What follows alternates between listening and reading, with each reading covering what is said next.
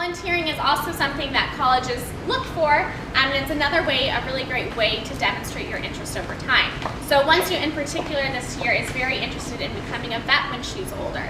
And so she decided to volunteer with the Phoenix Zoo, and she got involved with Zoo Teen. And that's a really great way that she was able to demonstrate her interest in colleges, but even more importantly, she was able to explore, is this something I actually want to do? And you can be creative with that. And there's no set amount of time, just be consistent. So even if you are only able, and the students have a lot going on, there's many APs, classes, there's a lot that they have to think about, but maybe you find an organization that you feel really passionate about, and you can't attend every Saturday to help out, but maybe it's once a month, once every other month, but finding those organizations that you enjoy working with, so you're able to continue that relationship and show that consistency over time. So a good thing to point out here is I know that students are often collecting volunteer hours for things like National Honor Society, but to really choose the organizations that they feel strongly about, where they can establish ties, where they can see the difference that they make. So rather than volunteering at 100 different places for 100 different hours, choosing one place and really investing in it. And summer often ends up being a great time for students to do so, because they don't obviously have school overwhelming them, and that's often a time that students find those opportunities if they're interested in medicine, volunteering at a hospital, different ways to do that. And even if we know many students obviously travel over the summer months with their families, it's an opportunity to be together, relax. If there's extended travel, maybe there's opportunities to volunteer in the country or the area that you're going to be in. And those are always opportunities that we encourage students to come into the office. We're always happy to brainstorm with them to come up with some different ideas. So relax and take a breather between those difficult academic years throughout the summer, and then make each summer valuable and productive in some way. And again, that's going to be different for every student. What one student's plans are for the summer is going to look very different than their peers, and that's absolutely okay, because colleges aren't looking to admit the same student over and over again. They want students with unique backgrounds and experiences to enrich their college community. So explore your interests. That is what we really want or encourage our students to do, because that is the way that they're going to be able to explore their majors and then potential careers. And there's many different ways that you can do that. So it might be shadowing professors working in the field of interest, and we're more than happy to sit down with a student and draft a professional and well thought out email to reach out to people in the community, or often our parents know of people that help us to connect our students. You can apply for research opportunities or summer programs. One example that we love is a student this past year who reached out to over 103 professors, and obviously it was a very well thought out email, and he was able to draft it and kind of individualize it, and from there I believe he got 3 responses, and one ended up being a great opportunity for him. And then be creative. So it can be through volunteer hours, interning, it can be work, or it can be babysitting, anything like that, and then exploring those academic, career, and personal interests, or pursuing a passion project. One of the students' example that I really liked is they became very interested in computers. So that summer it became their goal to build their computer from scratch, and they put a lot of time and invested a lot of energy in it, and it became something that they could speak about in their application, because computer science was something that they were interested in.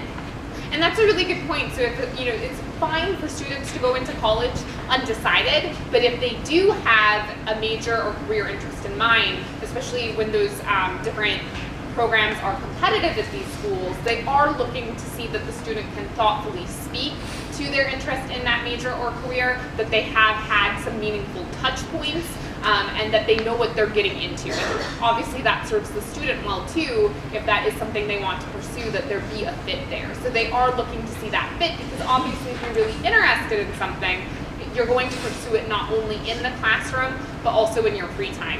And we're so excited that the 9th and 10th graders are following the senior project blogs this year. I encourage the students to take a look at the page of this year's and last year's projects, 40 per year. If there are ones that really do spark that interest, come in and talk to us about outreaching to that site. A lot of these students have paid it forward for you. They've built good, strong relationships with these on-site mentors, and they are very happy to work with younger BASIS students. So that's kind of a good way to see, okay, what are other people interested in, how did they make it happen. That's kind of a springboard. We can brainstorm similar opportunities too, but also to Michelle's point, when students outreach, it should be thoughtful, because we really do want to have that bridge to these different organizations, work sites. You know, many of you have helped us over the years. In Naviance, on the homepage on the left-hand side, we have a resume template, an outreach template that students can kind of start from in terms of drafting these types of emails, creating a resume, and then we're always really excited when they come in and show it to us before sending it out to someone in the community. And these are just a couple of examples of students who have volunteered in the past and how they were able to explore different areas of interest, and if they had an idea of what they did want to study in college, pursue that. And of course, it's not limited to this, so students can continue to think of different ways to get involved. These are just a few. If a student is interested in science, maybe volunteering at the Arizona Science Center or Desert Botanical Garden, where one of our students this year is doing the senior project, so that worked out really well because he had volunteered for the last couple years and then was able to use that as his senior project, already having a relationship established. If you're interested in music, you can work for the ASU Community Program, perform, teach. Often students are able to submit their performances or recordings when they apply to colleges as, again, a way to demonstrate where their interests are. And there's a great summer programs page at Naviance too, where students can start to get some ideas regarding possible opportunities that might relate to their interests. One other thing I want to mention is, I know we're talking a lot about students pursuing a particular major or career. It's absolutely fine to still be in that exploration phase too. It is equally valuable to have an experience where you learn that you don't like something and don't spend, you know, your college and graduate years, your work life in a field that you don't like. So those are really valuable experiences too. Or even just getting a summer job. You know, those are skill sets, characteristics that colleges really admire in a student.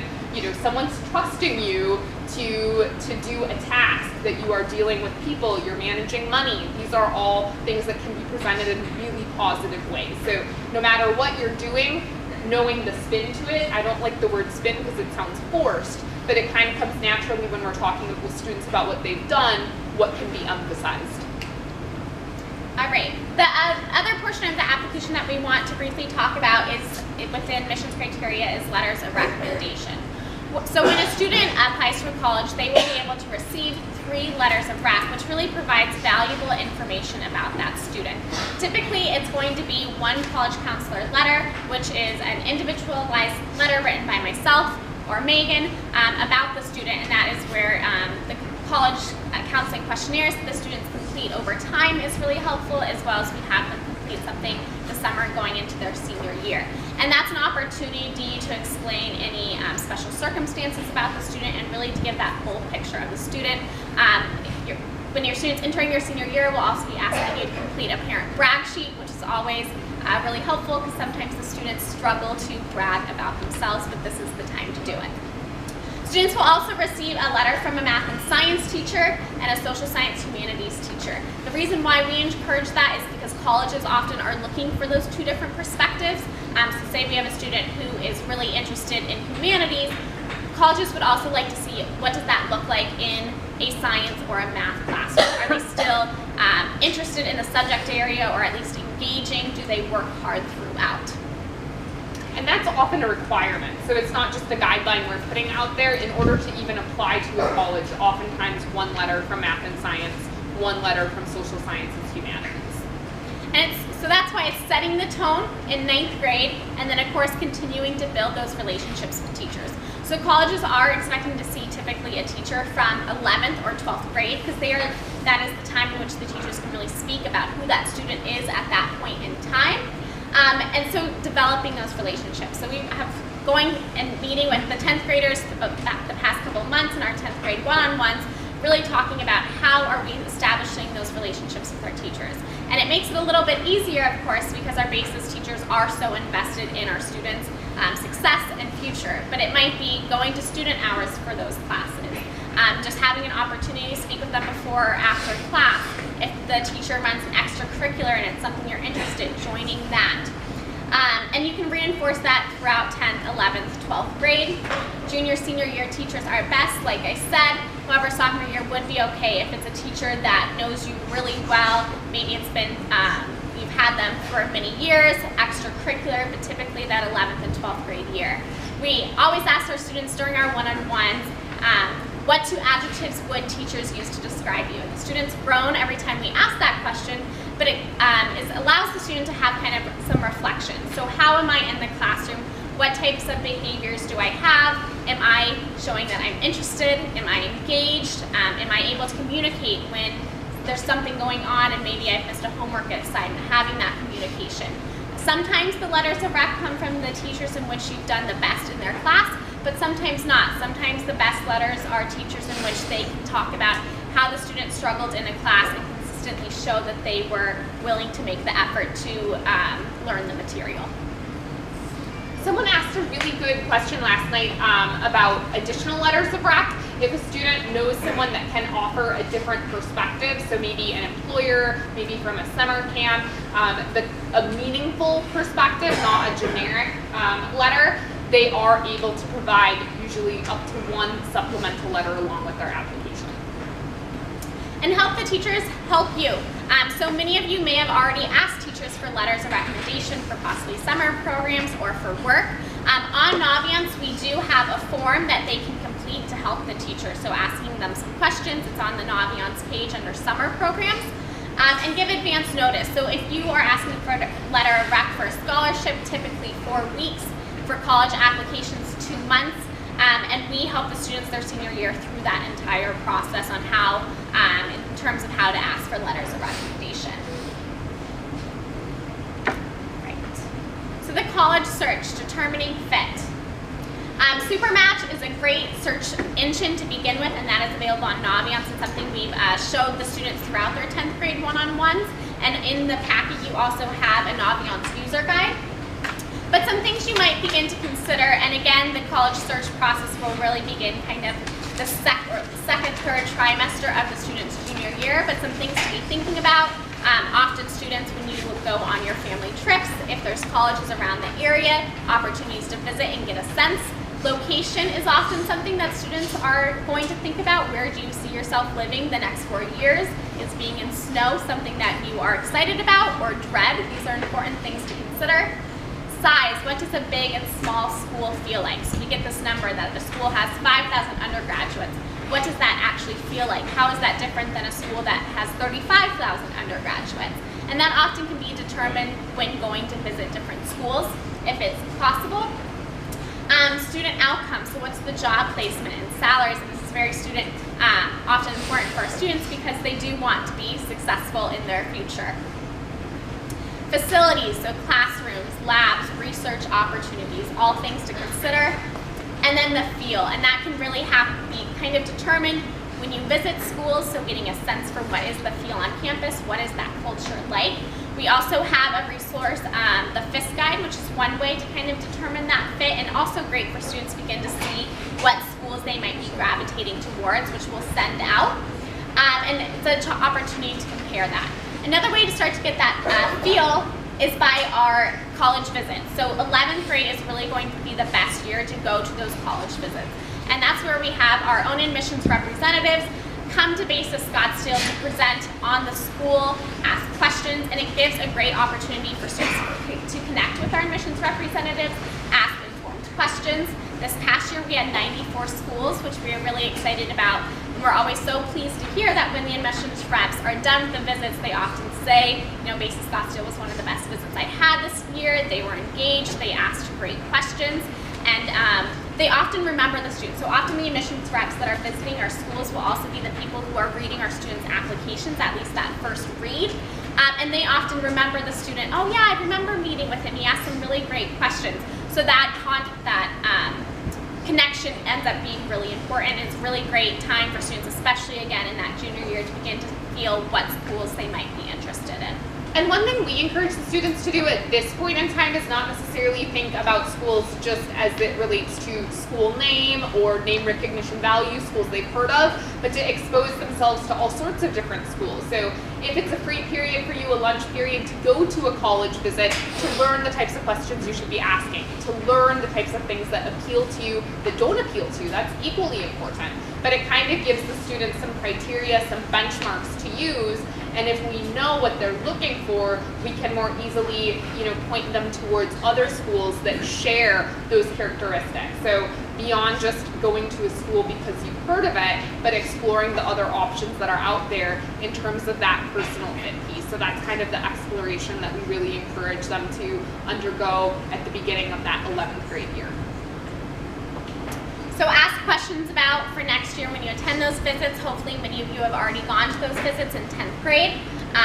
Different questions you can ask, the admissions criteria, student life, often the questions that you can't just easily Google.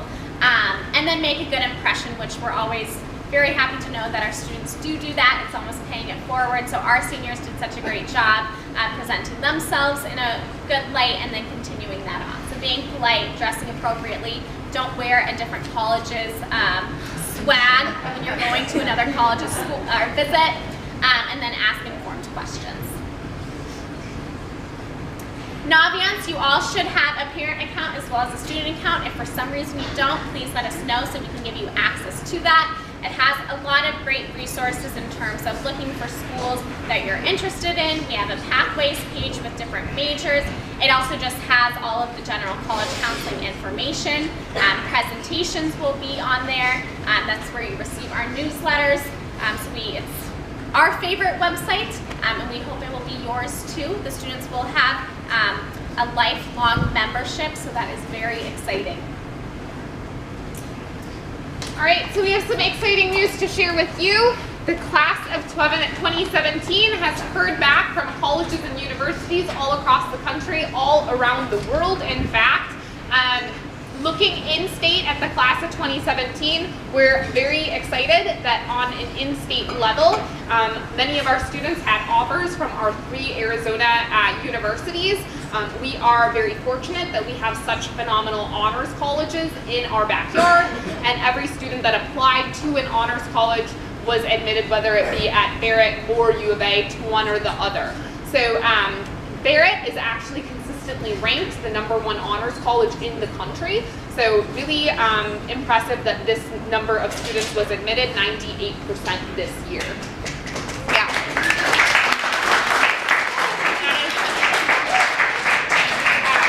Very representative of our students and their achievements. The other really cool thing, every single student that was admitted to ASU, U of A, NAU received a scholarship, in many cases about $10,000 per year. So there's also a lot of merit in there. And you can see these numbers are consistent year after year.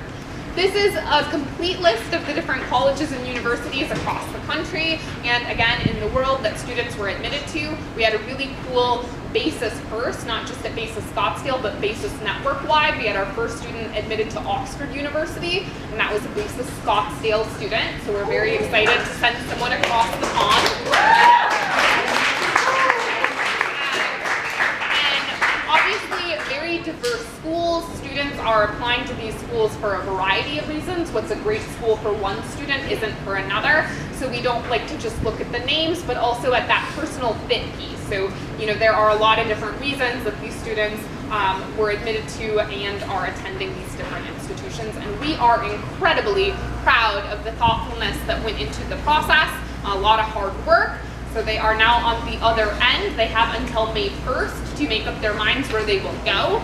And we do have some seniors here to talk with you about the process, and we would like to ask that tonight we'll also have a Rising Senior Night when you guys are in 11th grade, but tonight we'd really like to talk about making the most of your experience at BASIS Scottsdale, not necessarily the admissions process per se, but how to really leverage and maximize the high school experience. So come on up, guys. It's good to see you. They're all